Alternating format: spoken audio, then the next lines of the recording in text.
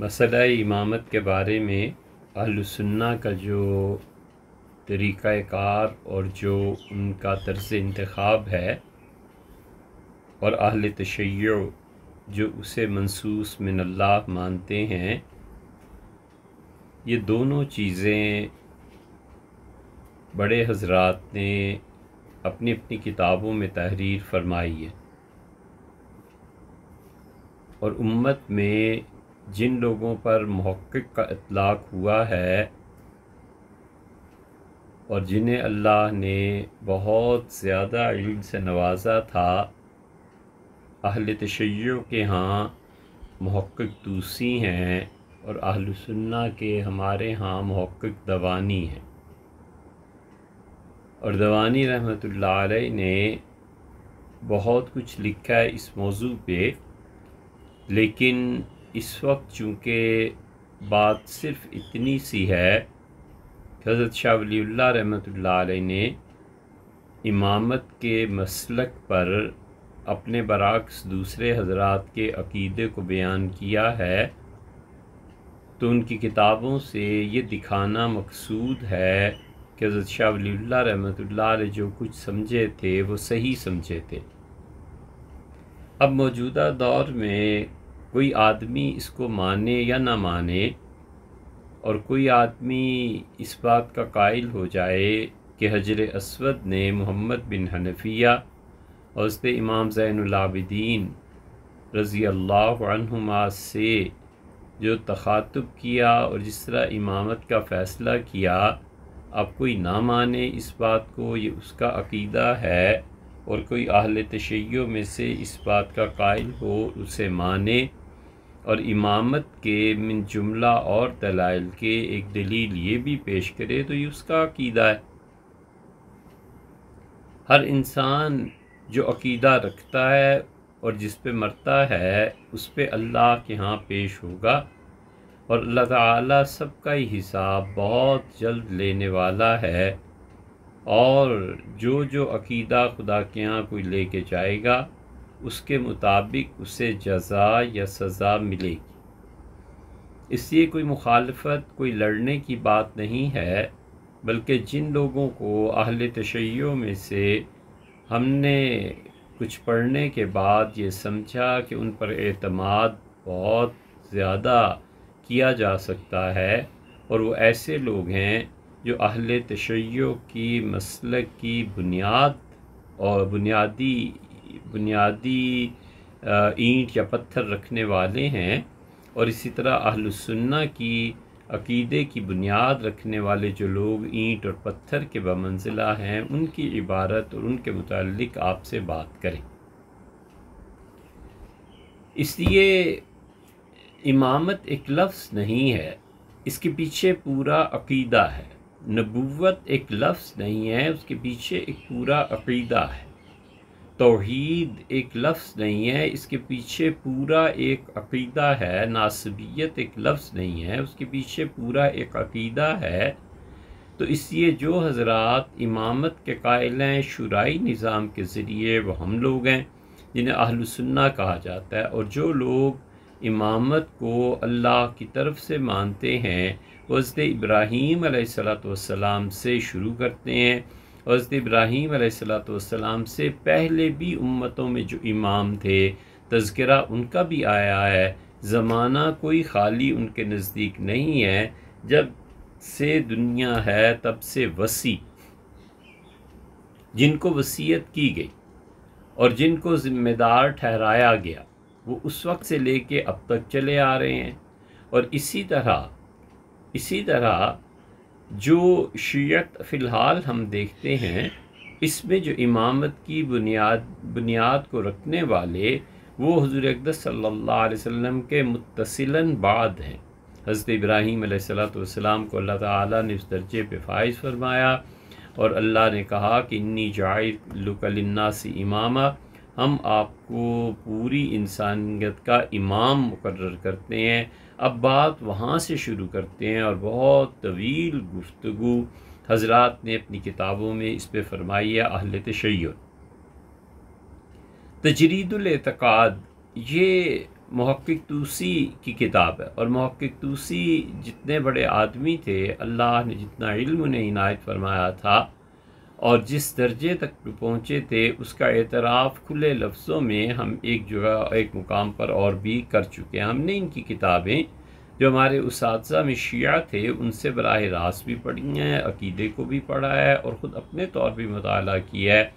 اس تجرید الاعتقاد کی متعدد شروح لکھی گئی ہیں۔ مثلا آپ دیکھیں جو اس وقت بھی ہمارے پیش نظر ہے، یہ تجرید الاعتقاد کی شرح کشف المراد ہے، اور کشف المراد میں انہوں نے وضاحت سے بیان کیا ہے کہ محقق طوسی کیا سمجھتے تھے۔ محقق طوسی 672 ہجری میں ہوئے، یعنی شیخ الاسلام ابن تیمیہ رحمۃ اللہ علیہ کی وفات ہوئی ہے 628 میں، اور یہ 672 ہجری میں ان کا انتقال ہوا ہے۔ اسی طرح علامہ ہلی ہیں، ہلی جو تھے ان کا انتقال ہوا ہے 726 میں، اور یہ وہی ہلی ہیں جنہوں نے کتاب لکھی تھی، پھر شیخ الاسلام ابن تیمیہ رحمۃ اللہ علیہ کو بھیجی تھی، اور شیخ نے اسے پڑھ کے اپنی کتاب بہت مشہور منہاج السنہ اس کے جواب میں لکھی تھی۔ تو شیخ جمال الدین ہلی ہیں، انہوں نے یہ شرح کی ہے تجرید الاعتقاد کی، اور انہوں نے اس پہ بحث کی ہے مقصد خامس کے تحت۔ مقاصد وہ کہتے ہیں کیا ہے، مثلا توحید ہے، نبوت ہے، فلاں ہے فلاں ہے۔ تو مقصد خامس میں وہ امامت کی بحث جہاں سے شروع کرتے ہیں صفحہ 507 سے، اس امامت کی بحث کو انہوں نے کافی طول دیا ہے، اگرچہ انہوں نے بعض چیزیں اشارتاً لکھی ہیں، اس کے باوجود یہ ان کتابوں میں سے ہے جو ہمیں بتاتی ہے کہ امامت اہل تشیع کے ہاں کیا ہے۔ وہ اسے نصوص سے بھی ثابت کرتے ہیں، نص جلی سے بھی اور نص قطعی سے بھی۔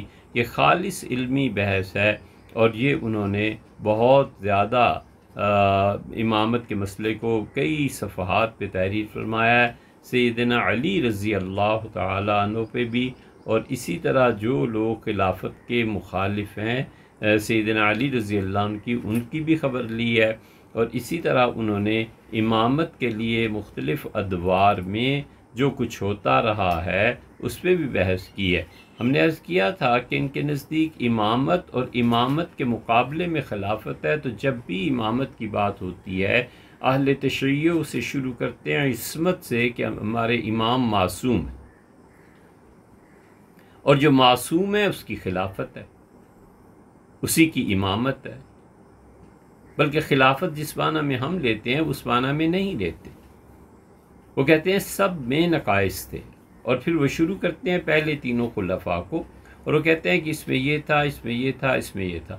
آپ اگر آسانی سے اسے دیکھنا چاہیں تو ہمارے ہاں حضرت شاہ عبدالعزیز صاحب محدث دہلوی رحمۃ اللہ علیہ نے تحفہ اثنا عشریہ جو لکھی ہے، اس میں یہ ساری چیزیں حضرت رحمۃ اللہ علیہ نے بھی جو متعین اہل تشیع کے ہم پہ جو تانے وہ دیتے ہیں کہ دیکھو عمر نے یہ کیا، دیکھو فلاں نے یہ کیا، دیکھو فلاں نے یہ کیا، یہ ساری چیزیں حضرت شاہ عبدالعزیز صاحب رحمۃ اللہ علیہ اس پر بات کرتے ہیں۔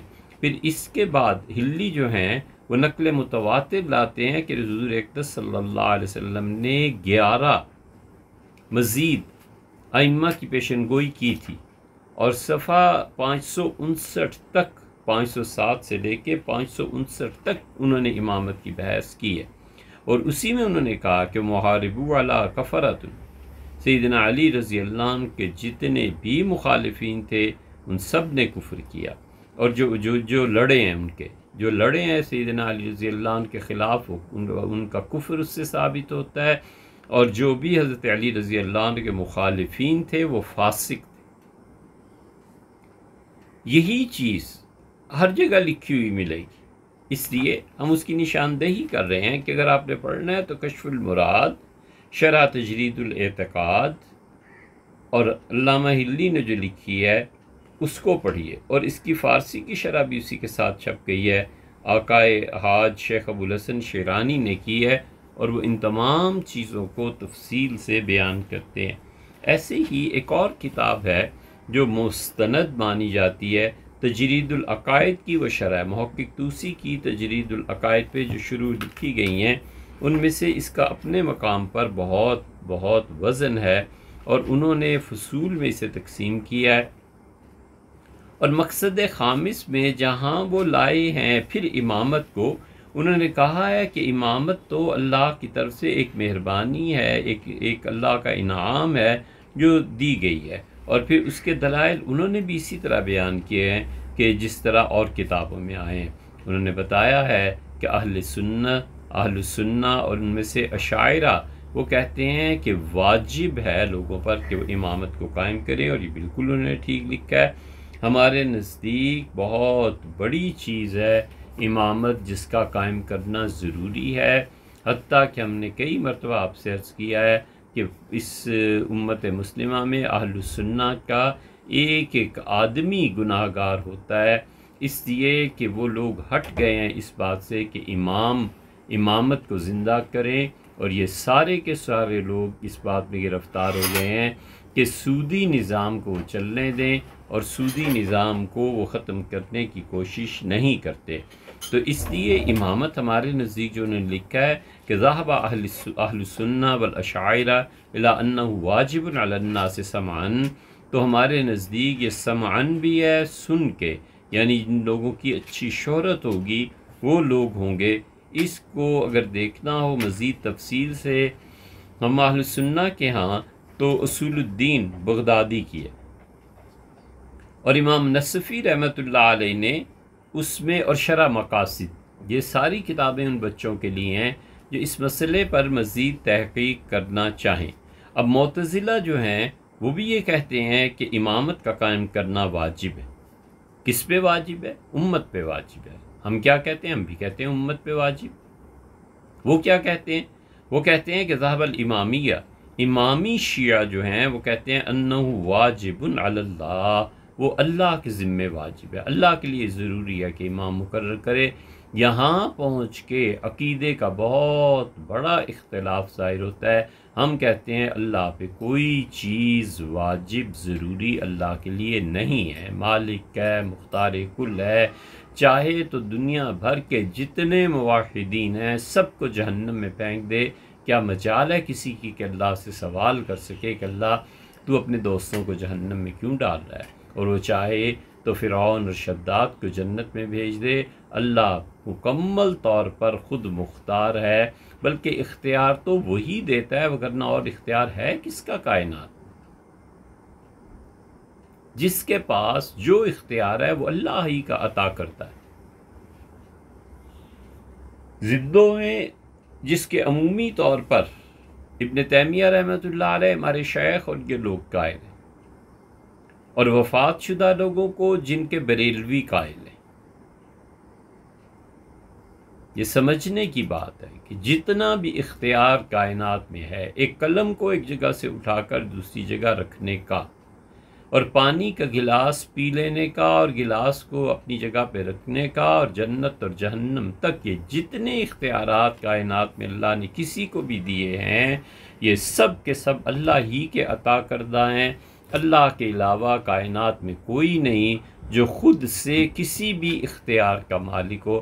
اللہ چاہے تو اسے اختیار دے، زندوں کو اختیار دیتا ہے، وہ ایک دوسرے کی مدد کرتے ہیں۔ قرآن میں آیا ہے متعدد مقامات پر کہ لوگ زندہ ایک دوسرے سے مدد مانگتے ہیں۔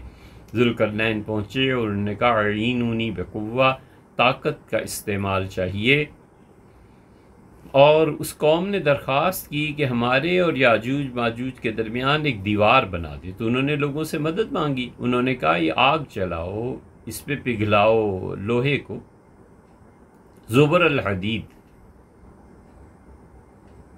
لوہے کی چادریں، پھر انہوں نے اس پہ تانبا پھینکا، اور تانبے کو پگھلا کر انہوں نے دیوار بنا دی، اور انہوں نے کہا فَإِذَا جَاءَ وَعْدُ رَبِّي جَعَلَهُ دَكَّا، اور جب میرے پروردگار کا وعدہ پورا ہوگا قیامت کے قریب، یہ ٹکڑے ٹکڑے ہو جائے گا۔ یہ سب اختیارات اللہ نے دیے ہوئے۔ ابن تیمیہ رحمۃ اللہ علیہ اور ان سے پہلے بھی اہل السنہ ان اختیارات کے زندوں کے قائل، پھر ان میں آگے تقسیم ہوتی ہے، اور ایک پورا گروہ اہل السنہ کا وہ ہے جو اپنے آپ کو اہل السنہ کہتے ہیں، اور وہ وفات شدہ بزرگوں کے لیے بھی اختیار اور علم دو چیزیں مانتے ہیں۔ یہ عقیدے کی بحث ہے اور بہت طویل بحث ہے۔ بہت طویل. اور وہ کہتے ہیں کہ جو وفات شدہ ہیں انہیں علم بھی ہوتا ہے اور اختیار بھی حاصل ہے، اور یہ دونوں چیزیں اللہ کی طرف سے انہیں عطا کی گئی. اس لیے مستقل کتابیں آپ کو ملیں گی کہ حضور اقدس صلی اللہ علیہ وسلم کی قبر مبارک پہ جا کر فریاد کی جائے، اور وہ زائرین کی مدد بھی فرماتے ہیں، اور ان کے ہاں سے مختلف لوگوں کو مختلف چیزیں عطا ہوتی ہیں. اور ہمارے نزدیک جتنے بھی اختیارات کائنات میں یہ اللہ ہی کے دیے ہوئے. جب مختار کل وہ ہے تو اس کے ذمے کوئی چیز واجب نہیں ہے، بجائے اس کے کہ ہم اب اس اختیار کی بحث کی طرف چل پڑے قدرت کی. وہ اللہ تعالیٰ کی صفات ثابتہ میں سے ہے.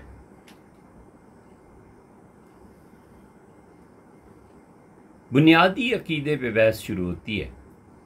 جو بھی ہمارے درمیان اختلاف ہے اہل تشیع اور اہل سنہ کے ہاں کہ اللہ پہ کوئی چیز ضروری ہے یا نہیں، ہمارے نزدیک کوئی چیز ضروری نہیں، نہ اللہ پہ پابندی لگائی جا سکتی. اللہ تعالیٰ نہ بھیجتا انبیاء علیہ السلام کو اور سب کو اٹھا کر جہنم میں پھینک دیتا اور سب کو گمراہی پہ چھوڑ دیتا، کون پوچھ سکتا ہے؟ اللہ ہے اور بندہ بندہ ہے. اہل تشیع کے نزدیک اللہ تعالیٰ پر کئی چیزیں ضروری ہیں. فلاسفہ جہاں محال کی بحث کرتے ہیں اور جہاں پر محافظ خیر آبادی صاحب نے تحریر فرمایا ہے وہاں یہ بحث آپ کو مل جائے گی. جو بچے اس کو پڑھنا چاہیں انہیں چاہیے کہ حضرت مولانا کو پڑھیں. دہلی میں دو ہی تو خاندان تھے، ایک حضرت شاہ ولی اللہ صاحب رحمۃ اللہ علیہ کا، اور ایک یہ جن کا نام شاہ فضل حق صاحب اور ان کے والد صاحب رحمہ اللہ. ان لوگوں کا دو ہی تو خاندان تھے جو عقل اور نقل میں مشہور تھے اور عقلیات میں شرفی الدین کمال کے آدمی تھے. تو اس لیے یہ جو ہے نا اللہ پہ کوئی چیز واجب ہے تو یہ امامیہ حضرات کا خیال یہ ہے کہ وہ کہتے ہیں کہ واجب علی اللہ عقلاً، عقل اس بات کی گواہی دیتی ہے کہ اللہ کے لیے ضروری ہے کہ وہ امامت کی تنصیب کرے. ہم کہتے ہیں اللہ کے لیے یہ بھی ضروری نہیں ہے کہ وہ نبوت کو بھیجتا. خدا کے ذمے کون کوئی چیز واجب کر سکتا ہے؟ اتنا بڑا فرق پڑتا ہے. اور خوارج بھی یہی کہتے ہیں، وہ کہتے ہیں اللہ کے ذمے کوئی چیز ضروری نہیں ہے کہ وہ ضروری کرے. اسی سے پھر عدل کی بحث آتی ہے. اور مصنف جن کا ہم ذکر کر رہے ہیں محقق طوسی، وہ بھی اسی بات کے قائل ہیں کہ وہ کہتے ہیں اللہ کے لیے یہ ضروری ہے کہ خدا امامت کو واجب کرتا، امامت کو قائم کرتا، اور خدا نے اپنے اس کام کو وجوب کو پورا کیا ہے اور اس نے مسلسل عصمت رکھی ہے. وہ عصمت جو ہے وہ مسلسل چلی آ رہی ہے حضور اقدس صلی اللہ علیہ وسلم سے، پھر اس کے بعد جتنے بھی ائمہ گزرے ہیں سب سے. اور اس کے بعد کہتے ہیں کہ عصمت جو ہے وہ نص کو چاہتی ہے. اب یہ دیکھیں اس کی بجائے اس کے کہ تشدید القواعد فی شرح تجرید العقائد امام شمس الدین اصفہانی کی. اور امام شمس الدین اصفہانی جو تھے یہ 8ویں صدی کے ہیں، 749 ہجری میں حضرت کا انتقال ہوا ہے، اور انہوں نے تجرید کی شرح لکھی ہے. تجرید کے شراح میں کمال کی ایک ہستی محقق طوسی پر جنہوں نے شرح لکھی ہے وہ کوشجی کی ہے. کوشجی کو اللہ تعالیٰ نے ظاہر ہے کہ بڑا علم عنایت فرمایا تھا. یہ اہل تشیع یا اہل سنہ اس تعصب سے نکل کر علم کو سوچنا چاہیے اور پڑھنا چاہیے. 880 ہجری کے قریب ان کا انتقال ہوا ہے. عام علماء میں سے تھے اور نصیر الملت والدین محمد بن محمد الطوسی، جنہیں محقق طوسی ہم کہہ رہے ہیں بار بار، یہ تھے. اور اس پہ انہوں نے حاشیہ لکھا ہے کوشجی نے.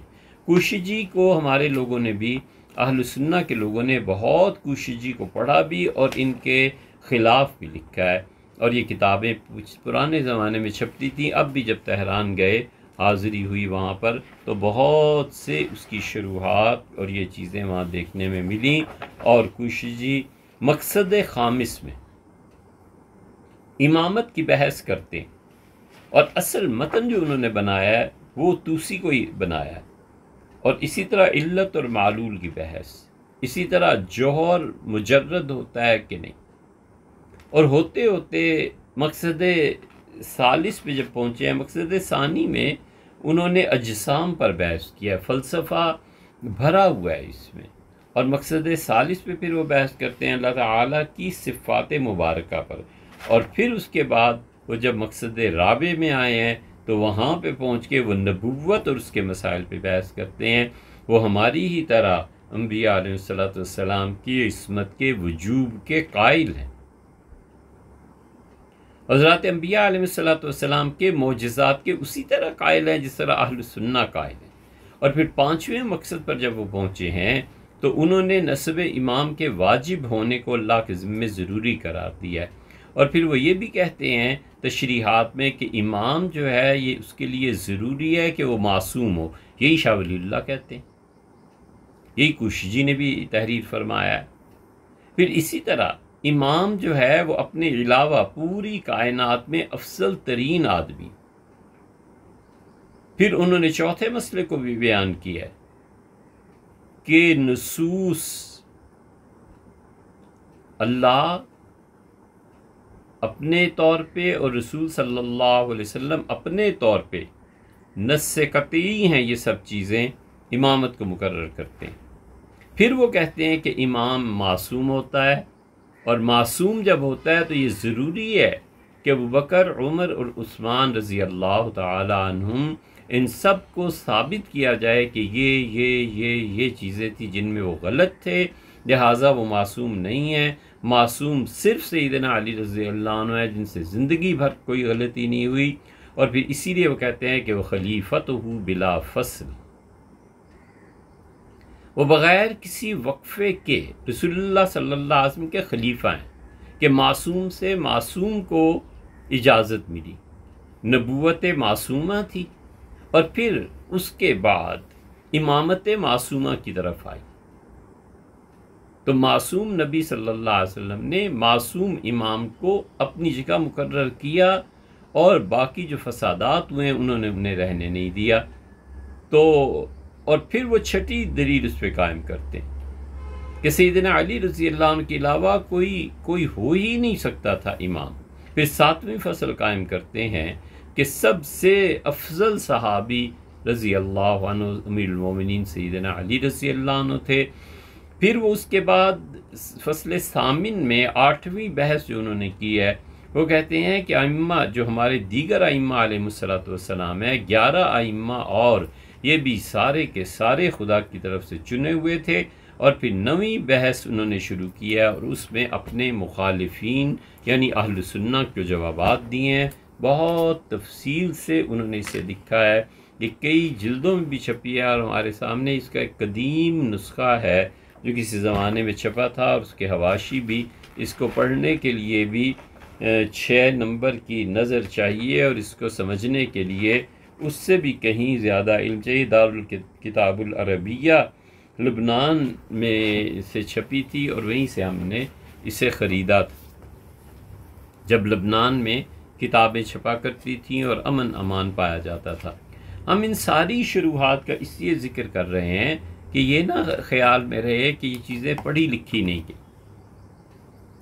اہل سنہ کا عقیدہ جتنا پڑھا لکھا گیا ہے اسی کے ہم وزن اہل تشیع کے عقیدے کو پڑھا ہے.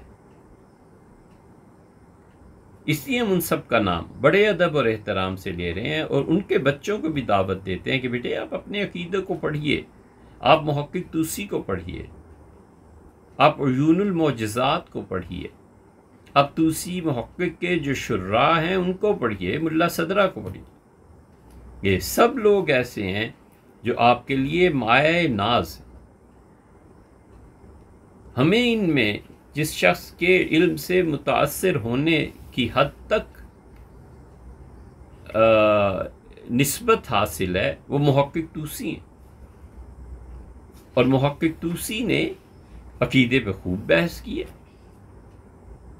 یہ ہمارے ہاں جو مشہور ہے کہ ان کے وفات ایسے اور ایسے ہوئی تھی، ہے لوگوں میں یہ مشہور چیزیں ہیں، لوگ اس کو ذکر کرتے ہیں، بہت چیزیں ہمارے اساتذہ بھی ذکر کرتے تھے، لیکن جب خود ان چیزوں کو پڑھا تو پھر احساس ہوا کہ بہت سی چیزیں دونوں طرف محض جھوٹی روایات، محض کمزور روایات پر مبنی ہیں۔ یہ ضروری نہیں ہے کہ جو کچھ کہا جاتا ہے وہ سب کا سب سچ ہو، جب تک کہ ان حضرات کی اصل کتابوں کو نہ دیکھا جائے، اور اصل کتابوں کے بعد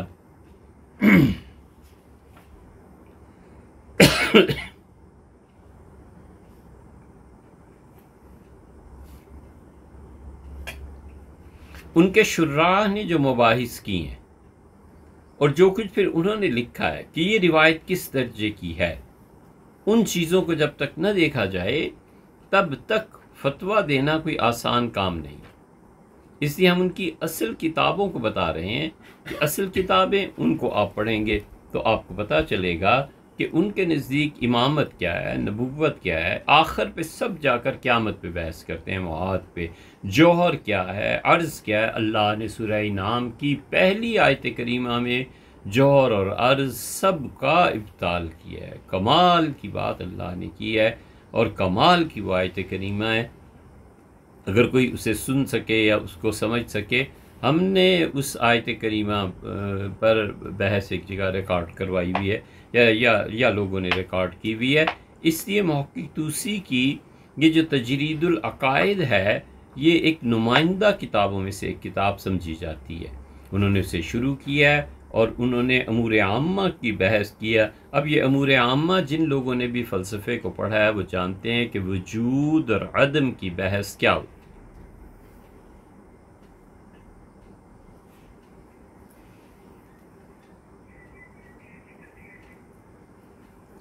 وجود اور عدم کی یہ بحث یہ مولانا روم نے مثنوی میں بھی کیا ہے، اور حضرت مجدد الفسانی رحمۃ اللہ علیہ نے اپنے مکتوبات میں کی ہے، لیکن معاملہ دونوں طرف فارغ ہے۔ اہل سنہ ہو یا اہل تشیع ہو، پڑھنا کسی نے بھی نہیں ہے، سب بیکار ہے، سب، کوئی نے پتہ نہیں کہ علت و معلول کی بحث کیا ہوتی ہے، انہیں پتہ ہی نہیں ہے کہ جوہر اور عرض کیا ہوتا ہے۔ انہیں فرصت ملے فضول کاموں سے تو تب ہو نا، بس وہ ہے اب وہ فون جو ہاتھوں میں رکھے ہوئے ہوتے ہیں، بس وہ ہے ان کی زندگی ہے، کوئی تعلق دونوں طرف علم سے نہیں رہا۔ اجسام کی بحث ہے کہ اجسام کیا ہوتے ہیں، اور یہ ساری مباحث اہل سنہ نے بھی کی ہیں، اہل تشیع نے بھی کی ہیں۔ پھر اسی طرح حیات ہے، کراہت ہے، قدرت ہے، اور اللہ تعالیٰ کی بھی بہت سی صفات ہیں، ان پہ وہ بحث کرتے ہیں۔ پھر وجود وغیرہ کی مباحث سے فارغ ہو کر پھر فصل ثالث میں وہ فعال کی بحث کرتے ہیں، قضاء اور قدر کی بات کرتے ہیں، ہدایت اور ضلالت کی بات کرتے ہیں، اور مقصد رابع میں پہنچ کر وہ نبوت کی بات کرتے ہیں، اور مقصد خامس میں پہنچ کر محقق طوسی جو ہیں یہ امامت کی بحث کو چھیڑتے ہیں۔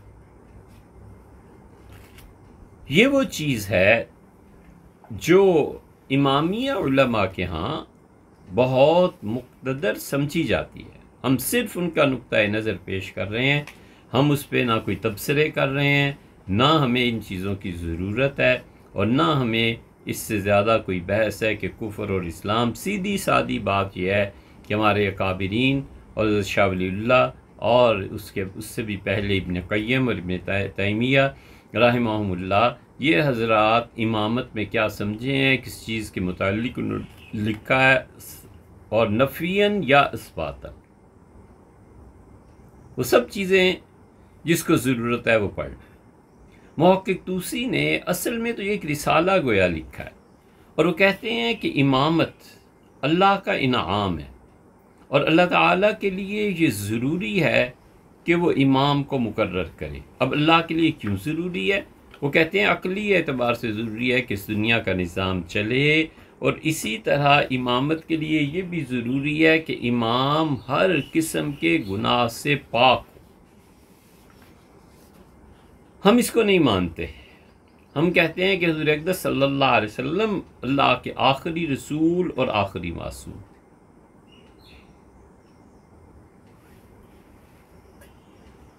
ہم اہل سنہ میں ایک موقف تو یہ ہے کہ ہم کہتے ہیں امام وقت جو بھی ہو وہ کبائر سے الگ ہونا چاہیے، شہرت اس کی بری نہیں ہونی چاہیے۔ اب اگر اس کی شہرت بری ہو یا وہ کبائر میں پڑ جائے یا امامت کی وجہ سے جو اس کے فرائض سے غفلت برتنے لگے، تو کیا اس کے خلاف تلوار اٹھانا جائز ہے؟ اہل حدیث حضرات کا مسلک یہ ہے، اگر ان بچوں نے بھی اپنی اصل کتابیں پڑھی ہو تو وہ کہتے ہیں الا ان تروا کفرا بواحا، ہاں جب واضح طور پر وہ کفر کی دعوت دینے لگے تو ان کے خلاف تلوار اٹھائی جائے، لڑا جائے، بغاوت کی جائے۔ اہل حدیث حضرات بغاوت کے قائل نہیں ہیں، وہ جائز ہی نہیں سمجھتے۔ ہمارے ائمہ میں صرف امام ابو حنیفہ رحمۃ اللہ علیہ بغاوت کو جائز سمجھتے ہیں۔ وہ کہتے ہیں کہ حاکم وقت، امام وقت اگر امامت کو قائم نہ رکھ سکے، جو اس کی لوازمات ہیں پوری نہ کر سکے، انتظامات نہ چلا سکے، تو اس کے خلاف بغاوت دو شروط کے ساتھ جائز ہے۔ ایک شرط تو یہ ہے کہ جو باغی اٹھ کھڑے ہیں انہیں یقین ہو کہ وہ اس حکومت کو بدل کر بہتر حکومت لائیں گے،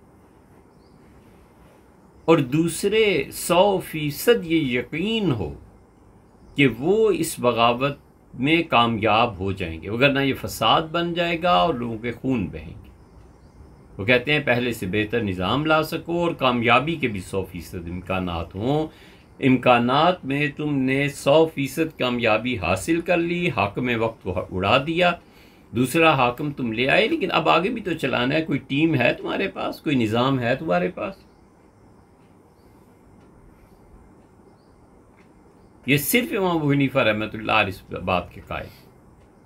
اسی وجہ سے حضرت زید رحمۃ اللہ علیہ ان کی انہوں نے حمایت کی۔ امام زید رحمۃ اللہ علیہ کو سیدنا ابو حنیفہ رحمۃ اللہ علیہ نے ہزاروں کے حساب سے درہم اور دینار بھیجے اور کہا حضرت اسلحہ خریدیں اور بنو امیہ کے خلاف، بنو عباس کے خلاف بغاوت کریں۔ کسی نے امام ابو حنیفہ رحمۃ اللہ علیہ سے پوچھا، یزد زید حضرت امام باقر رحمۃ اللہ علیہ کے صاحبزادے ہیں، اور وہ حضرت زین العابدین کے، اور وہ سیدنا حسین کے، اور وہ سیدنا علی کے رضی اللہ تعالی عنہم وسلام اللہ علیہ۔ یہ اتنے بڑے لوگ تھے۔ امام ابو حنیفہ رحمۃ اللہ سے پوچھا گیا کہ حضرت زید اہل بیت کرام رضی اللہ عنہ نے جھنڈا اٹھایا ہے بنو عباس کے خلاف، انہوں نے کہا اس میں شرکت کرنا اتنا ثواب رکھتا ہے، اتنا ضروری ہے جتنا رسول اللہ صلی اللہ علیہ وسلم کی بدر میں معاونت کرنا اور بدر میں ان کا ساتھ دینا، یہ اس طرح کی چیز پیش آ گئی ہے۔ یہ بچے نہیں تھے، یہ مجتہد تھے، ان کی زبان سے نکلا ہوا ایک ایک لفظ بڑی وقت رکھتا ہے۔ تو اس لیے ہمارے نزدیک تو دو شرائط پوری ہوں، بغاوت ٹھیک ہے۔ اہل حدیث حضرات بغاوت کے سرے سے قائل ہی نہیں ہے جب تک کہ معاملہ کفر تک نہ پہنچے، اور اہل تشیع وہ تو کہتے ہیں کہ امامت منصوص من اللہ ہے، اللہ کی طرف سے امامت ہے بس۔ تو 11 امامتیں قائم ہو گئیں، 12ویں امام وہ سرہ من را میں، سامرہ میں دنیا سے تشریف لے گئے، اور وہ ان کے نزدیک امام مہدی ہیں جو آئیں گے۔ ہمارے نزدیک بھی امام مہدی آئیں گے، لیکن وہ اور شخصیت ہے، یعنی اس کے اوصاف میں جو وہ بیان کرتے ہیں جو ہمارے ہاں اس میں فرق ہے۔ وہ نص سے ثابت کرتے ہیں کہ امامت کا وجوب ہے، اور پھر اس کے بعد کہتے ہیں محقق طوسی کہ امیر المومنین سیدنا علی بن ابی طالب علیہ السلام کی امامت جو ہے وہ 2 طرح سے ثابت ہوتی ہے، اور یہ امامت خاص ہے ان کے لیے، نص جلی سے ثابت ہوتی ہے، اور نص جلی کا ان کے ہاں مطلب یہ ہے کہ وہ کہتے ہیں کہ حضور اقدس صلی اللہ علیہ وسلم نے صاف صاف امیر المومنین سیدنا علی رضی اللہ عنہ کی امامت اور ان کے بعد یہ امامت اسی خاندان میں چلنے کے متعلق ارشاد فرمایا. اور کہتے ہیں کہ پھر دوسری چیز جس سے وہ ثابت ہوتی ہے نص خفی ہے، اور نص خفی میں وہ ان کی مراد یہ ہے کہ اللہ تعالیٰ نے فرمایا کہ انما ولیکم اللہ و رسولہ، تمہارا اصل وارث تو اللہ ہے اور اس کے رسول صلی اللہ علیہ وسلم ہے. اور اس کے آخر پہ آتا ہے کہ جو رکوع کرتے ہیں، رکوع میں وہ کہتے ہیں سیدنا علی رضی اللہ عنہ نے رکوع میں انگوٹھی اپنی انگلی سے اتار کر پھینکی ایک فقیر بھکاری کی طرف، اور یہ امیر المومنین رضی اللہ عنہ کی خلافت کی دلیل ہے نص خفی سے. اور پھر وہ حدیث غدیر کو بھی لاتے ہیں، اور پھر وہ کہتے ہیں کہ سیدنا علی رضی اللہ عنہ کی جو امارت ثابت ہے، ہمارے نزدیک یہ حدیث میں آیا ہے کہ حضور اقدس صلی اللہ علیہ وسلم نے فرمایا تھا کہ سلموا علیہ، تم جاؤ اور میری طرف سے سلام کہنا سیدنا علی رضی اللہ عنہ کو، اور نے کہنا کہ تم مومنین کے امیر ہو.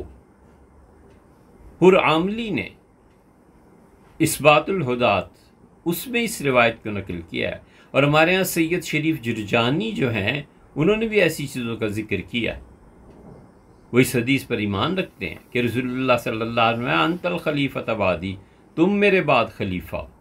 وہ کہتے ہیں اہل تشیع اپنی روایات میں کہ وَأَنذِرْ عَشِيرَتَكَ الْأَقْرَبِينَ، جب یہ آیت کریمہ نازل ہوئی ہے تو 40 آدمیوں کو دعوت دی گئی تھی، اور حضور اقدس صلی اللہ علیہ وسلم نے سب کو بلا لیا تھا، اور جو اصل بلانے والے تھے وہ سیدنا علی رضی اللہ عنہ تھے. اور پھر رسول اللہ صلی اللہ علیہ وسلم نے بلایا حضرت عبد المطلب کی اولاد کو، 40 آدمی اس میں سے آ گئے. اور پھر کھانا جو تھا وہ کم پڑ گیا، پھر ان سب سے کہا گیا کہ تم لوگ کھاؤ، تو معجزہ ہو گیا حضور اقدس صلی اللہ علیہ وسلم کا. سب نے کھانا کھایا، پانی پیا، یہاں تک کہ اس سے سیراب ہو گئے. اور پھر بنو عبد المطلب جو تھے، حضور اقدس صلی اللہ علیہ وسلم نے فرمایا میں تمہارے پورے خاندان، پورے عربوں میں کسی لڑکے کو نہیں جانتا جتنا یہ جو لڑکا تمہارے ساتھ آیا ہے، یہ بچہ سیدنا علی رضی اللہ عنہ، اس جیسا کوئی بڑا آدمی ہو، بخیر الدنیا والآخرہ، دونوں جہانوں میں اس سے بڑا آدمی کوئی نہیں ہے. اور پھر حضور اقدس صلی اللہ علیہ وسلم نے بلایا اور کہا کہ دیکھو یہ میرا بھائی ہے، میں تمہیں بتاتا ہوں، میں اس کے لیے وصیت کر رہا ہوں، اور یہ میرا خلیفہ ہے تم کو. تو حضور اقدس صلی اللہ علیہ وسلم نے سیدنا علی رضی اللہ عنہ کو خلافت دی اس موقع پہ. تو کہتے ہیں یہ ثابت ہے سب چیزیں، حدیثیں ہمارے نزدیک. اہل السنہ ان حدیث کو نہیں مانتے. پھر وہ کہتے ہیں کہ حدیث غدیر بھی متواتر ہے. حدیث غدیر کو ہم بھی متواتر کہتے ہیں. حدیث غدیر پہ کہ سیدنا علی رضی اللہ عنہ کا ہاتھ بلند کیا تھا حضور اقدس صلی اللہ علیہ وسلم نے، کون انکار کر سکتا ہے؟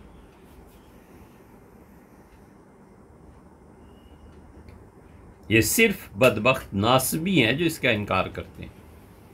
ایک مرتبہ امیر المومنین رضی اللہ عنہ نے اس حدیث کو پڑھ کے کہا تھا گواہی دو، 27 صحابہ رضی اللہ عنہ اٹھ کھڑے ہوئے اور سب نے کہا کہ امیر المومنین غدیر میں حضور اقدس صلی اللہ علیہ وسلم نے فرمایا تھا من کنت مولا، میں جس کا بھی ولی وارث والی ہوں، علی رضی اللہ عنہ اس کے ولی. یہ حدیث ثابت ہے. حتیٰ کہ شیخ الاسلام ابن تیمیہ رحمۃ اللہ علیہ نے جو اس کی بعض چیزوں پر بحث کی ہے، ہم اسی کو تسلیم نہیں کرتے. ہم کہتے ہیں کہاں سیدنا علی رضی اللہ عنہ کی غدیر کی حدیث اور اس پہ جو باقی شیخ کے علاوہ باقی حضرات کی رائے ہے، کہاں وہ اور کہاں شیخ کا اپنا ایک جملہ، اپنی ایک بات جو انہوں نے منہاج السنہ میں تحریر فرمائی. پھر وہ کہتے ہیں اپنی امامت کے دلائل میں کہ سیدنا علی رضی اللہ عنہ پہلے امام حضور اقدس صلی اللہ علیہ وسلم کے بعد، کیونکہ اہل تشیع میں بھی مختلف فرقے ہو گئے نا. کوئی سیدہ صاحبزادی صاحبہ رضی اللہ عنہ کو بھی امام مانتا ہے، کوئی سیدنا علی رضی اللہ عنہ سے شروع کرتا ہے. بہرحال وہ کہتے ہیں کہ سیدنا علی رضی اللہ عنہ کی امامت کے لیے اب یہ محقق طوسی جیسے بڑے آدمی کا خیال ہے وہ کہتے ہیں کہ کربلا میں سیدنا علی رضی اللہ عنہ تشریف لے گئے اور صفین میں بھی، اور سیدنا علی رضی اللہ عنہ کے جو دوست تھے اب یہ امامت اللہ کی طرف سے ہے، اس کی دلیل محقق توسی دے رہے ہیں۔ انہوں نے تو ایک فقرہ ہی لکھا ہے، وَدَفَعَ صَخْرَةَ الْعَظِيمَةَ عَنِ الْقَلِيبِ، اور بہت بڑی چٹان کا کنویں سے ہٹا دینا۔ شیخ نے یہی لکھا ہے، اس کی اب تشریح چاہیے۔ شیخ نے جو کچھ لکھا ہے اس کا مطلب یہ ہے کہ یہ حضرات ارشاد فرماتے ہیں اہل تشیع کے حضرت تشریف لے گئے کربلا میں، اور سیدنا علی رضی اللہ عنہ جب پہنچے ہیں تو پانی نہیں مل رہا تھا، پانی کے لیے شور پڑ گیا، پکار پڑ گئی کہ پانی۔ تو سیدنا علی رضی اللہ عنہ پر بوجھ ہوا کہ جو دوست ہیں، جو ساتھ ہیں، ان کو پانی نہیں مل رہا۔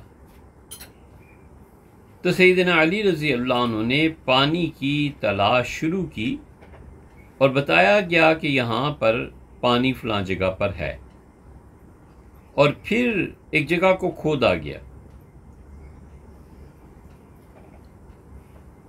اور وہاں سے ایک چیز زمین کی کھدائی میں برآمد ہوئی، اور برآمد کیا ہوئی؟ پتھر تھا، اور اس پتھر کے لیے کہا گیا یا امیر المومنین ہا ہنا صخرہ، یہاں پہ ایک چٹان ہے اور یہ چٹان نہیں ہٹائی جا سکتی۔ اب پانی سب ڈھونڈ رہے تھے، تو سیدنا علی رضی اللہ عنہ نے فرمایا کہ یہ اس چٹان کو دور کرو، اس کے نیچے پانی ہے۔ تو لوگوں نے اس چٹان کو دور کیا اور ان کے لیے بڑی مشکل تھی، اور سیدنا علی رضی اللہ عنہ جھکے اور انہوں نے چٹان کو اٹھا کر پھینک دیا، اور جب حرکت ہوئی تو چٹان کئی گز زمین میں دھنسی ہوئی تھی۔ پھر وہاں سے پانی نکلا اور لوگوں نے پیا، اور پھر وہاں سے ایک راہب یہ سب چیزیں دیکھ رہا تھا، اور راہب کھڑا تھا، اس نے کہا لوگوں مجھے نیچے اتارو، مجھے نیچے اتارو۔ وہ سیدنا علی رضی اللہ عنہ سے ملا اور اس یہودی راہب نے کہا کہ تم نبی ہو؟ انت نبی مرسل؟ قال لا۔ سیدنا علی رضی اللہ عنہ نے کہا نہیں۔ اس نے کہا فمن انت، پھر آپ کون ہیں؟ انہوں نے کہا مجھے حضور اقدس صلی اللہ علیہ وسلم نے محمد ابن عبداللہ خاتم النبیین نے وصی بنایا تھا اپنا۔ وصی کا ایک تصور تو ہمارے یہاں ہے اہل سنہ کے یہاں، کہ کوئی آدمی وفات سے پہلے کسی اپنے معتمد ترین شخص کو کہہ دے کہ میری وصیت کو پورا کرنا، کتنا میرا مال ہے، یہ میرے بچے ہیں، یہ میری جائیداد ہے، دیکھو ان میں اس طرح سے تقسیم کرنا، وصی ہوتے ہیں۔ سیدنا علی رضی اللہ عنہ نے حضرت زبیر رضی اللہ عنہ کو اپنا وصی بنایا تھا، یا عمر رضی اللہ عنہ نے اپنا وصی بنایا تھا۔ بہرحال صحابہ رضی اللہ عنہ میں بھی یہ تھا کہ میری وفات کے بعد دنیاوی انتظامات، امور، یہ سارے ذرا خیال کرنا۔ تو سیدنا علی رضی اللہ عنہ نے کہا کہ میں حضور اقدس صلی اللہ علیہ وسلم کا وصی ہوں۔ تو اس نے کہا حضرت ہاتھ بڑھائیے، تو فبسط یدہ، حضرت علی رضی اللہ عنہ اپنا ہاتھ بڑھایا اور اس سے کہا میں 2 شہادتیں دیتا ہوں۔ اس نے کہا اشہد ان لا الہ الا اللہ وان محمد رسول اللہ واشہد، اور میں اس کی شہادت دیتا ہوں کہ انک وصی رسول اللہ، آپ حضرت علی رضی اللہ عنہ حضور صلی اللہ علیہ وسلم کے وصی ہیں۔ جو ہم اذان میں سنتے ہیں نا کہ وصی رسول اللہ، یہ وہی جملہ ہے۔ اس راہب نے شہادت دی اور اس نے کہا حضرت یہ تو چیزیں تورات میں تھیں، فلاں جگہ تھیں، فلاں جگہ تھیں۔ پھر پورا قصہ انہوں نے نقل کیا ہے کہ کس طرح اس نے گواہی دی اور سیدنا علی رضی اللہ عنہ وصی قرار پائے۔ پھر وہ ایک حدیث لاتے ہیں محقق طوسی اور کہتے ہیں سیدنا علی رضی اللہ عنہ امام کے لیے معجزات ہیں. یہ لفظ انہوں نے استعمال فرمایا کہ امام کے معجزے ہوتے ہیں.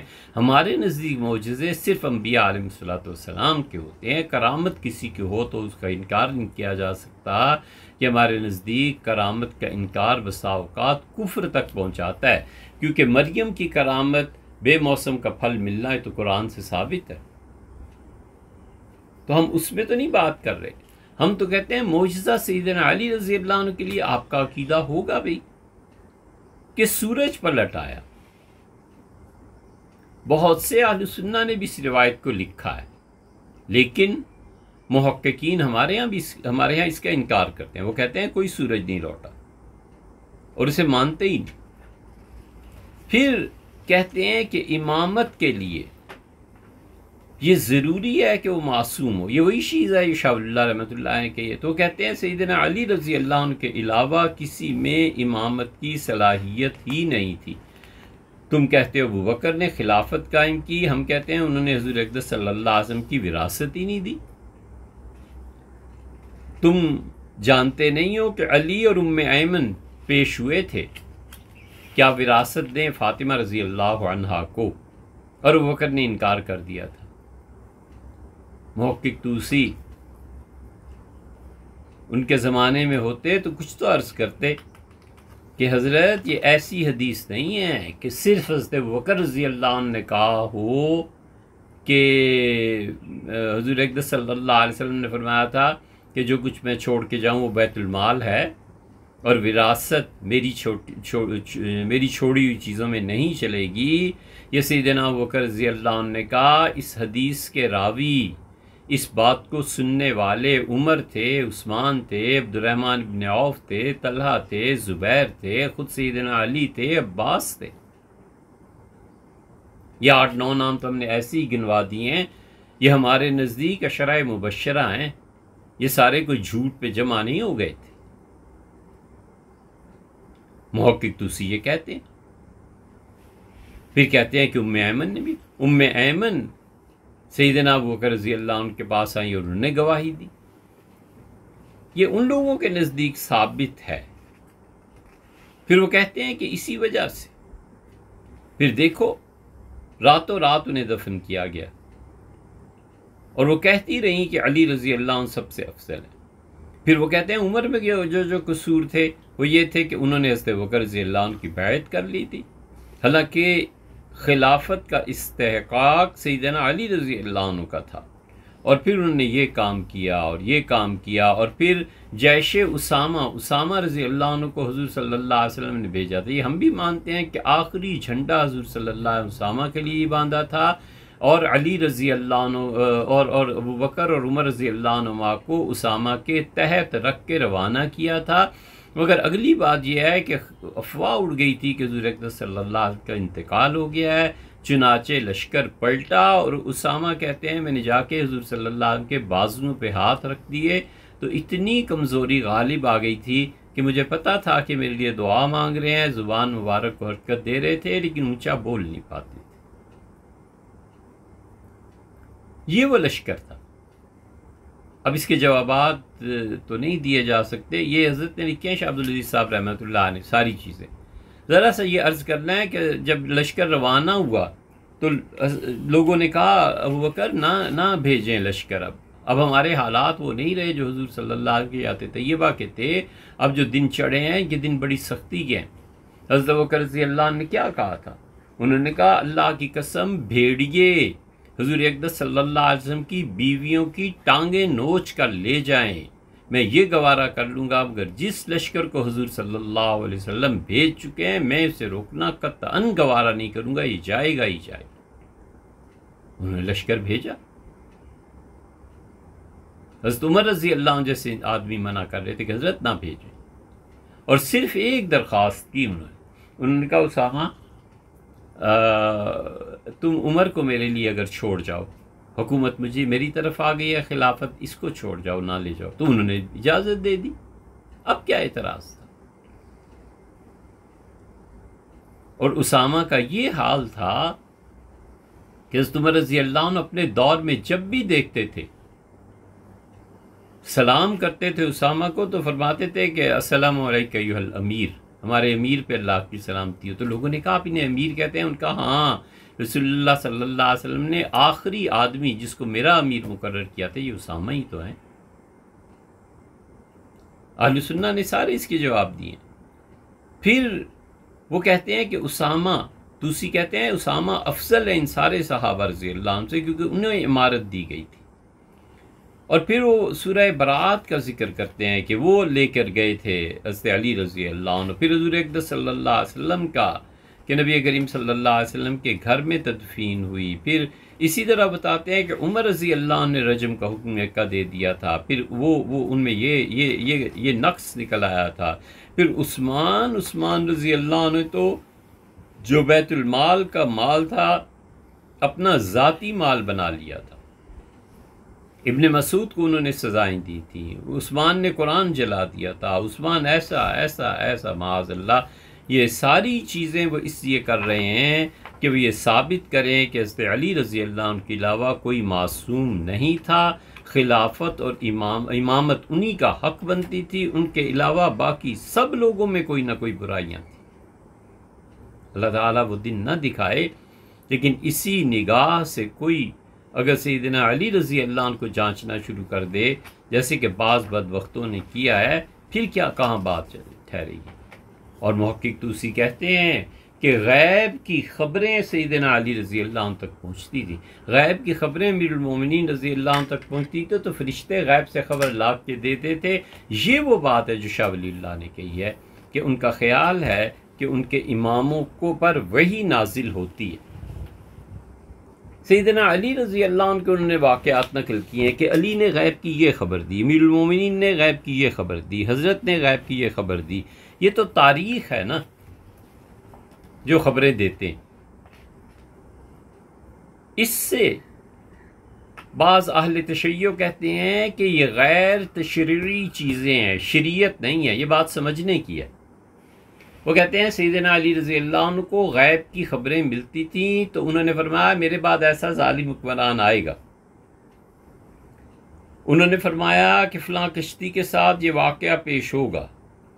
سیدنا علی رضی اللہ عنہ کا اللہ کی قسم میں تمہیں بتا سکتا ہوں گھر سے کیا کھا کر آئے ہو، کیا چھوڑ کے آئے ہو، تمہارے سارے حالات کیسے گزریں گے۔ مجھے ڈر لگتا ہے کہ تم مجھے حضور اقدس صلی اللہ علیہ وسلم کے معاملے میں کافر نہ قرار دو تو میں ساری غیب کی خبریں کھول دوں۔ سوال یہ اٹھتا ہے کہ غیب کی خبریں اگر سیدنا علی رضی اللہ عنہ سب جانتے تھے تو اس غیب کا تعلق کس سے تھا؟ مستقبل، تاریخ، اس سے، یا سیدنا علی رضی اللہ عنہ یہ بات بیان کرتے تھے کہ شریعت کو بدل دیں۔ نبی شریعت لاتا ہے نا، نماز یوں پڑھنی ہے، روزے یوں رکھنے ہیں، حج یوں کرنا ہے۔ یہ تشریعی نبی ہے۔ انبیاء علیہ السلام تشریع ہوتے ہیں، شریعت لاتے ہیں۔ علی رضی اللہ عنہ نے کیا اس شریعت کو تبدیل کیا ہے، یا علی رضی اللہ عنہ نے خبریں غیب کی دی ہیں کہ آئندہ زمانوں میں کیا ہونے والا ہے؟ اس لیے جو آدمی کہتا ہے کہ علی رضی اللہ عنہ نے تشریعی خبریں دی ہیں شریعت کے متعلق کہ یہ بھی ہو سکتا ہے، یہ بھی ہو سکتا ہے، اس طرح بدلو، اس طرح بدلو، تو یہاں پہنچ کے سوچنا پڑتا ہے کہ غلام احمد قادیانی بھی تو یہی کہتا ہے۔ وہ بھی کہتا ہے میں غیر تشریعی نبی ہوں۔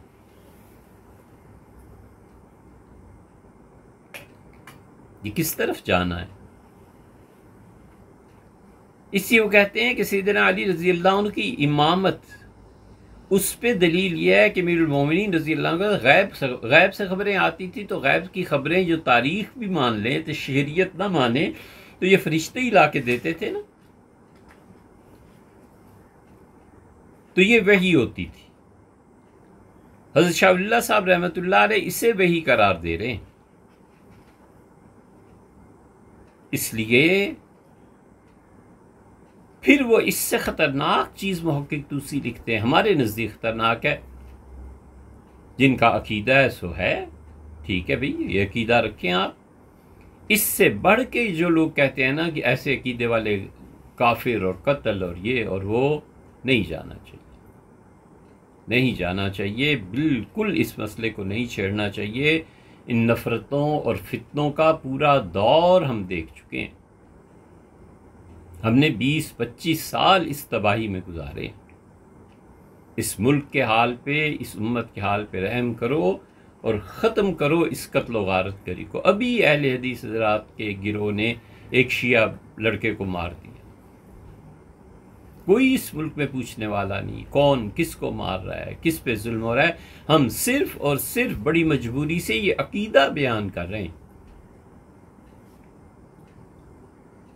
تو بچے، جو آپ کا عقیدہ ہے بیٹے، آپ کی کتابوں میں لکھا ہے، یہ عقیدہ ہے امامت.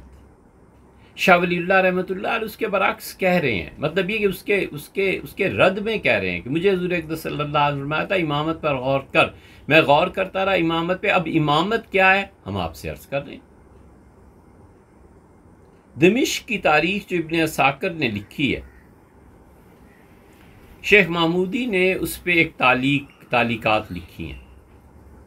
اس میں وہ کہتے ہیں کہ ائمہ جو ہیں ہمارے امام، یہ ہم کئی مرتبہ دہرا چکے ہیں، وہ کہتے ہیں کہ سیدنا علی رضی اللہ عنہ سب انبیاء علیہ السلام سے افضل ہیں.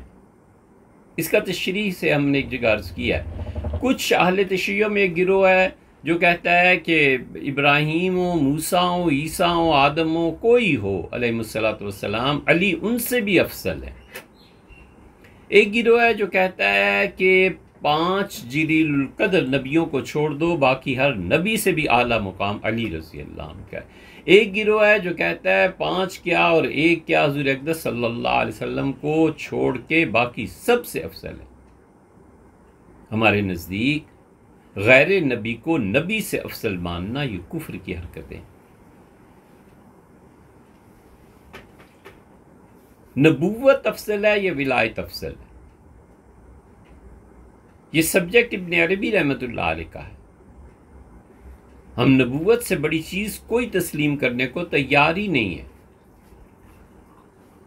نبوت سب سے افضل ہے. سیدنا علی رضی اللہ عنہ نبی نہیں تھے، ہم کیسے مان لیں کہ وہ آدم اور ابراہیم علیہ السلام سے؟ اور وہ بھی افسوس سے کہنا پڑتا ہے کہ کئی اہل تشیع پوچھو کہ حضرت علی رضی اللہ عنہ حضور صلی اللہ علیہ وسلم سے افضل تھے یا نہیں تھے، تب کہتے ہیں نہیں تھے، وگرنہ حقیقت میں بہت سے ہیں جو کہتے ہیں وہ مولا علی تو اللہ کے ہم پلہ تھے، چاہے وہ جاہل ہیں یا کچھ بھی ہیں. معاذ اللہ. یہ جو مساوات الانبیاء، انبیاء علیہ السلام کے برابر کا ہونا امام کا، یہ کون مان سکتا ہے؟ ہم تو نہیں مانتے. ہم تو کہتے ہیں نبوت سب سے افضل ہے، اللہ نے اسے چن لیا. اسی لیے یہ پوری ایک حدیث لائے کہ حضور اقدس صلی اللہ علیہ وسلم نے فرمایا تھا من اراد ان ینظر، جس شخص کا ارادہ ہو کہ وہ دیکھے حضرت آدم علیہ السلام ان کا علم اور موسیٰ علیہ السلام کی شدت اور عیسیٰ کا زہد، فلینظر، اسے چاہیے کہ علی کو دیکھے. جو مقامات انبیاء علیہ السلام کے تھے وہ سیدنا علی رضی اللہ عنہ. حسکانی شواہد التنزیل میں لکھتے ہیں اور وہ کہتے ہیں عبداللہ ابن عباس کی روایت، یہ حدیثیں ان کے نزدیک ہے نا، ہم تو نہیں مانتے ان کو. حضور اقدس صلی اللہ علیہ وسلم فرمایا جو شخص چاہے کہ دیکھے ابراہیم جنہیں آگ میں ڈالا گیا اور وہ کتنے حلیم طبیعت کے تھے، اور نوح کو دیکھے جو حکمت سے خدا کے دین کی طرف دعوت دیتے رہے، اور یوسف کو دیکھے کہ یوسف نے کتنے مصائب اور حکمرانی کی، فلینظر الی علی ابن ابی طالب، سے چاہیے کہ علی کو دیکھ لے. ہم نے فرض کر لینے کے لیے مانا کہ حضور صلی اللہ علیہ وسلم فرمایا، تو اس کا مطلب یہ ہو گیا کہ یہ موسیٰ اور یوسف اور ابراہیم علیہ السلام سے افضل تھے، یا حضور صلی اللہ علیہ وسلم نے محبت اور تعلق کے اظہار کی خاطر فرمایا کہ علی نے وہ کام کیا ہے جو انبیاء علیہ السلام کی سیرتوں میں ملتا ہے. یہ مراد تھی یا وہ اگر ثابت ہو جائے پھر وہ کہتے ہیں محقق طوسی کہ ہمارے نزدیک امام وہ ہے جس نے زندگی میں کبھی کفر نہیں کیا. مطلب یہ ہے کہ جتنے بھی صحابہ کرام رضی اللہ عنہم تھے، یہ ایمان لانے سے پہلے سب کے سب بتوں کی عبادت کرتے تھے. ایک علی رضی اللہ عنہ جنہوں نے عبادت نہیں کی، باقی سب. اور پھر وہ اس پہ آئے ہیں کہ 12 امام کہتے ہیں کہ متواتر یہ حدیثیں ثابت ہیں کہ ہمارے 11 امام جو باقی ہیں وہ سب کے سب بھی یہ, یہ خدا کا انتخاب ہے. حر عاملی نے اثبات الہدات میں یہ ساری چیزیں نقل کر دی، یہاں تک کہ اہل تشیع کی یہ روایات اگر ملائی جائیں تو ہمارا خیال ہے 1000 کے قریب روایات بنیں گی۔ یہ سب کتابیں ایران سے لائیں اور راتوں کو سحر میں تبدیل کر کے امامت کا نظریہ اور باقی چیزیں پڑھی ہیں کہ آخر مسئلہ کیا ہے۔ اسی لیے وہ صاف کہتے ہیں کہ حضور اقدس صلی اللہ علیہ وسلم نے ناصل نام کا ایک شخص آیا تھا اور اس نے حضور اقدس صلی اللہ علیہ وسلم سے دریافت کیا تھا، تو آپ نے فرمایا تھا کہ میرے بعد امامت علی کو ملے گی اور ان کے بعد میرے نواسوں حسن اور حسین کو ملے گی، اور پھر رسول اللہ صلی اللہ علیہ وسلم نے فرمایا پھر باقی اسی طرح، تو اس نے کہا اللہ کے رسول ان کے نام بھی بیان کر دیجئے۔ حضور اقدس صلی اللہ علیہ وسلم حسین دنیا سے تشریف لے جائیں تو ان کے بیٹے علی زین العابدین کو امامت ملنا ہے، اور اس کے بعد آپ نے فرمایا جب زین العابدین دنیا سے چلے جائیں تو پھر ان کے بیٹے محمد حضرت امام باقر کو امامت ملے گی، اور امام باقر دنیا سے تشریف لے جائیں تو ان کے بعد پھر ان کے بیٹے جعفر صادق کو امامت ملے گی، پھر ان کی تشریف بری کے بعد پھر یہ امامت جائے گی جعفر کے بعد، پھر ان کے بیٹے موسیٰ کاظم ان کے پاس جائے گی، اور موسیٰ کاظم کے بعد ان کی یہ امامت علی کے پاس جائے گی، اور پھر اس کے بعد ان کے اگلے بیٹے جو اس کے بعد آئیں گے وہ پھر ان کا نام محمد ہے۔ اور حضور اقدس صلی اللہ علیہ وسلم نے یہ ساری خلافتیں گنوا دی تھیں اور فرمایا تھا کہ فَهَٰؤُلَاءِ اثنا عشر، یہ 12 امام ہوں گے، یہ سب کے سب 12 ائمہ معصوم تھے، یہ ایک ہی خاندان کی 12 پشتیں ہیں، پوری امت حضور صلی اللہ علیہ وسلم ایک خاندان کے حوالے کر گئے تھے۔ نبی کریم صلی اللہ علیہ وسلم کے آنے کا مقصد وحید ایک ہی مقصد تھا کہ اپنے خاندان کو لاکھوں نہیں کروڑوں نہیں اربوں لوگوں پر قیامت تک کے لیے چھوڑ جائے۔ جندب بن جنادہ کی روایت لائیں، وہ کہتے ہیں کہ حضور اقدس صلی اللہ علیہ وسلم سے پوچھا گیا تھا تو جندب نے کہا کہ تورات میں بھی یہی لکھا تھا کہ 12 امام دنیا کو چلائیں گے۔ تو پوچھنے والے نے کہا حضرت ان کے نام بھی بتا دے، تو انہوں نے کہا سید الاوصیاء ابو الائمہ سیدنا علی رضی اللہ عنہ ہے، پھر ان کے بیٹے حسن ہے، پھر حسین ہے، ان کو بالکل نہیں چھوڑنا، چمٹے رہنا ہے ان سے۔ جاہل لوگ چاہے اس روایت کو نہ مانیں، اور جب حسین ابن علی رضی اللہ عنہ دنیا سے تشریف لے جائیں تو ان کے بیٹے زین العابدین کو امام بنانا، اور زین العابدین اس کا لقب ہوگا، یہ بھی حضور صلی اللہ علیہ وسلم فرما گئے تھے، اور پھر ان کے بعد ان کے بیٹے محمد ہوں گے اور وہ باقر ان کا لقب ہوگا۔ حضرت باقر کے متعلق ہم اہل السنہ یہاں تک اس بات کے قائل ہیں کہ حضرت جابر رضی اللہ عنہ تشریف لے گئے تھے اور انہوں نے باقر کو جو سیدنا علی رضی اللہ عنہ کے پڑپوتے تھے سلام کیا اور کہا حضور اقدس صلی اللہ علیہ وسلم نے باقر آپ کے متعلق مجھے کہا تھا کہ میری نسل میں باقر جو آئے گا اسے میرا سلام کہنا، اس کے علم کی وجہ سے۔ یہ جو صحیح چیزیں ہیں اس سے کیوں انکار کریں؟ اس کا انکار گناہ نہیں ہے، اور کیا، تو ہمیں کیا ضرورت پڑی اپنی عاقبت کو برباد کرنے کے لیے؟ جو صحیح ہے سو صحیح ہے۔ صحیح حدیث میں اگر یہ حدیثیں صحیح ہوتی تو ہمارے ائمہ اسے لے نہ لیتے۔ آخر جائے امام باقر کے علم کا اعتراف اور حضور صلی اللہ علیہ وسلم کا سلام پہنچانا، اس امانت کو پہنچانا اتنے ذمہ دار افراد تھے تو انہیں یہی حدیثیں نہیں ملی تھیں۔ اور پھر فرمایا اس کے بعد جعفر آئیں گے اور جعفر کا لقب صادق ہوگا، اور اس کے بعد ان کے بیٹے موسیٰ آئیں گے یدعا بالقاظم، اور ان کا لقب قاظم ہوگا، اور ان کے بعد ان کے بیٹے آئیں گے اور دیکھو وہ امام رضا کہلائیں گے ایران میں جن کا مزار ہے، اور اس کے بعد ان کے بیٹے آئیں گے محمد اور ان کا لقب ذکی ہوگا، اور ان کے بعد ان کے بیٹے آئیں گے وہ امام نقی ہوں گے، اور پھر ان کے بعد ان کے بیٹے آئیں گے حسن عسکری ہوں گے، پھر اس کے بعد ان کے بیٹے آئیں گے وہ مہدی ہوں گے، اور وہ امام قائم ہوں گے۔ امام قائم وہی امام مہدی جس کا انتظار کیا جا رہا ہے۔ اور پھر حضور اقدس صلی اللہ علیہ وسلم میرا بیٹا مہدی آئے گا، زمین ظلم اور خرابیوں سے بھر جائے گی تو اسے اسی طرح انصاف سے بھر دیں گے۔ اللہ کی طرف سے بشارت ہو، جو امام کے غائب رہنے کے عرصے میں صبر کے ساتھ زندگی گزاریں اور اللہ کی طرف سے بشارت ہو ان لوگوں کو جو ان کی محبت میں، ان کی یاد میں امام غائب کی زندگی بسر کرے۔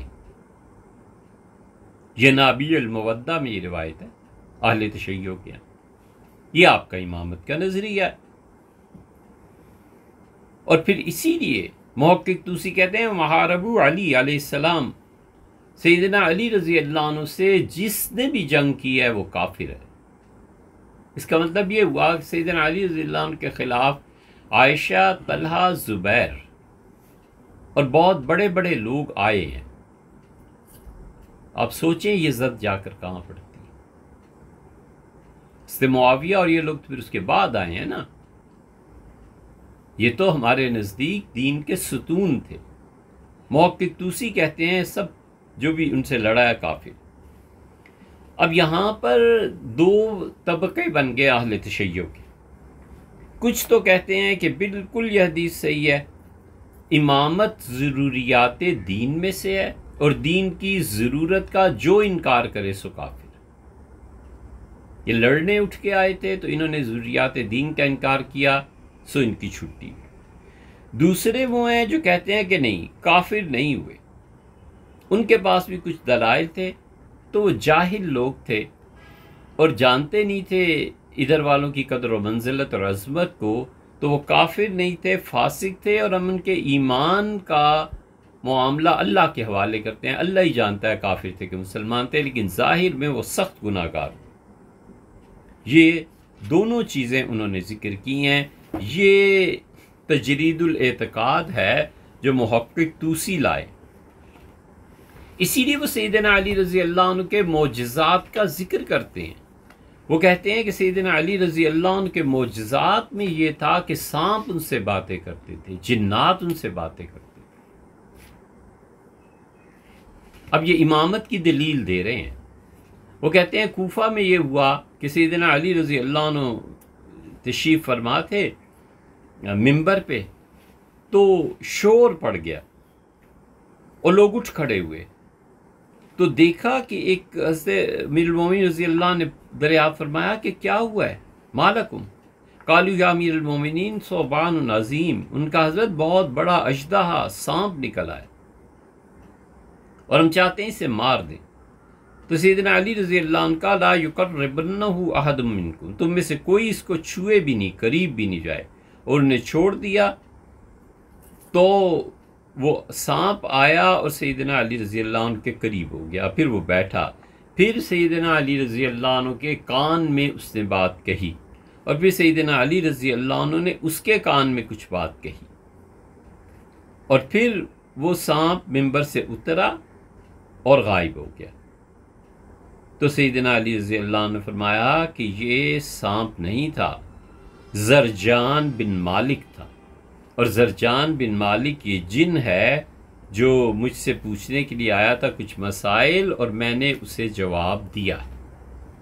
واللہ عالم، یہ انہی کے ہاں آیا ہے کہ سانپوں سے بھی باتیں کیا کرتے تھے۔ یہ انہوں نے سیدنا علی رضی اللہ عنہ کے معجزات میں گنا ہے محقق طوسی۔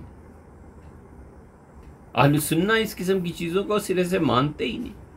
وہ کہتے ہیں جنات ضرور آتے تھے سانپ کی شکل میں۔ سیدہ عائشہ رضی اللہ عنہ نے ایک جن کو مار دیا تھا، سانپ کو مار دیا تھا، وہ حقیقت میں زندہ۔ ہم ان چیزوں کو مانتے ہیں، لیکن یہ الگ بات ہے ماننا، اور یہ الگ بات ہے کہ کوفہ میں ایک سانپ آیا تھا اور حضرت علی رضی اللہ عنہ کے کان میں کچھ کہا، اور انہوں نے اس کے کان میں کچھ کہا۔ پتہ نہیں سانپ سنتے بھی ہیں کہ نہیں سنتے۔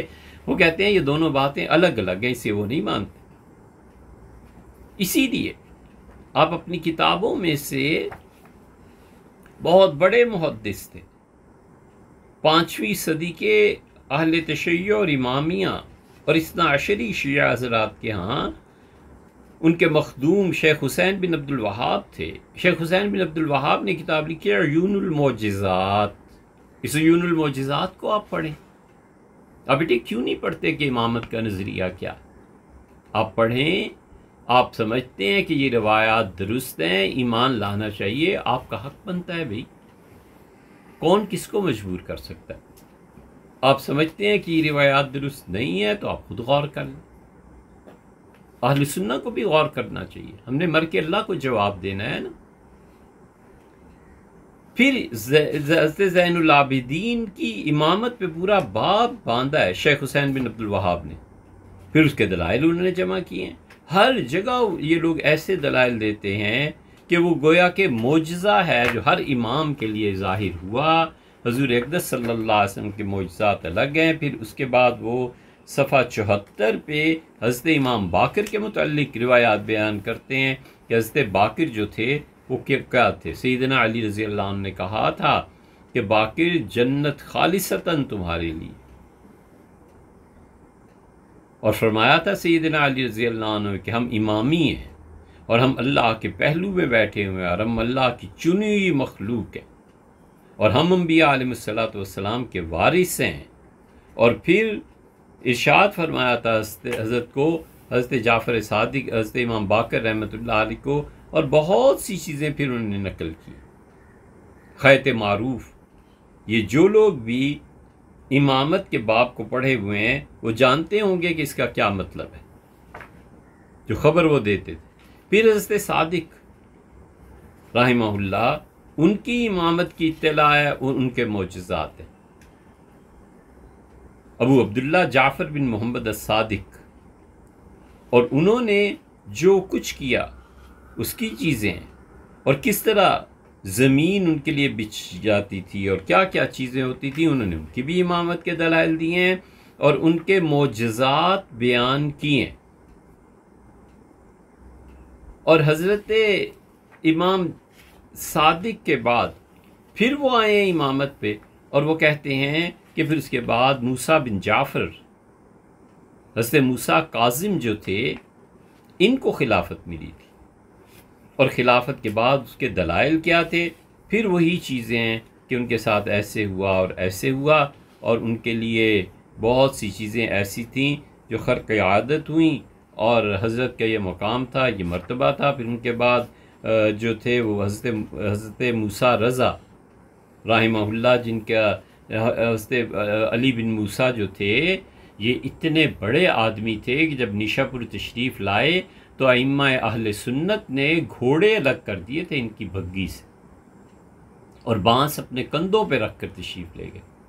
یہ اتنے بڑے آدمی ہیں کہ ان کی سند حدیث ابن ماجہ کے آغاز میں آئی ہے، اور امام احمد ابن حنبل رحمۃ اللہ علیہ فرماتے تھے اچھا اس حدیث میں پورا یہ سلسلہ ہے۔ حضرت رضا علی بن موسیٰ رضا رحمۃ اللہ علیہ اپنے والد سے روایت کرتے ہیں، وہ اپنے والد سے، حضور صلی اللہ علیہ وسلم تک یہ سارے امام ہیں۔ اور اس پہ امام احمد ابن حنبل رحمۃ اللہ علیہ کہتے تھے کہ جس شخص کو پاگل پنا ہو جائے اس پر یہ سارے نام پڑھ کے دم کرنا چاہیے، اس شخص کو فائدہ ہوتا ہے۔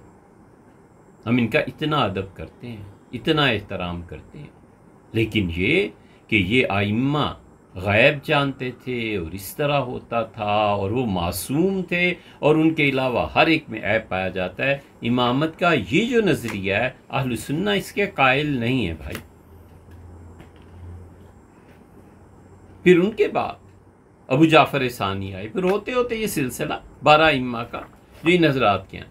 تو یہ ہے حضرت شاہ ولی اللہ رحمۃ اللہ علیہ نے جو امامت کا کہا ہے کہ امام وہ مانتے ہیں، امام کو معصوم مانتے ہیں، امام کے معجزات مانتے ہیں، امام پر غیب سے وحی آتی ہے، غیر تشریعی وحی ہے یا تشریعی وحی ہے، اور امام جو ہوتا ہے وہ 12 اماموں کے علاوہ اس دنیا میں کوئی نظم قائم ہی نہیں ہے اور کچھ ہو بھی نہیں سکتا۔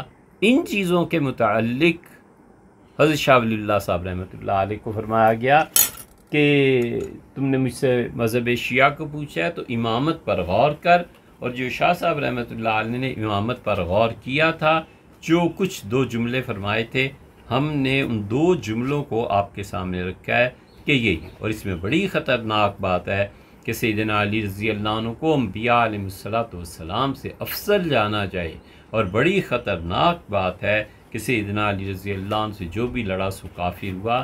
یہ ایسی چیزیں ہیں جس پہ غور کرنا چاہیے۔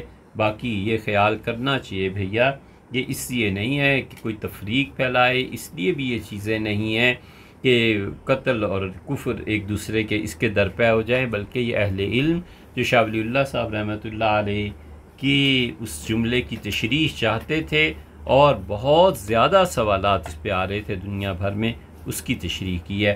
اللہ تعالی ہمیں سننے والوں کو جو امامت کے قائل ہیں انہیں، جو امامت کے اس طور پہ قائل نہیں ہیں انہیں، سب کو صحیح راہ پر رکھے، اور اللہ تعالی سب کے عقیدے کو درست فرمائے، اور اللہ تعالی ہم سب کو جنت میں اور خاتمہ بالخیر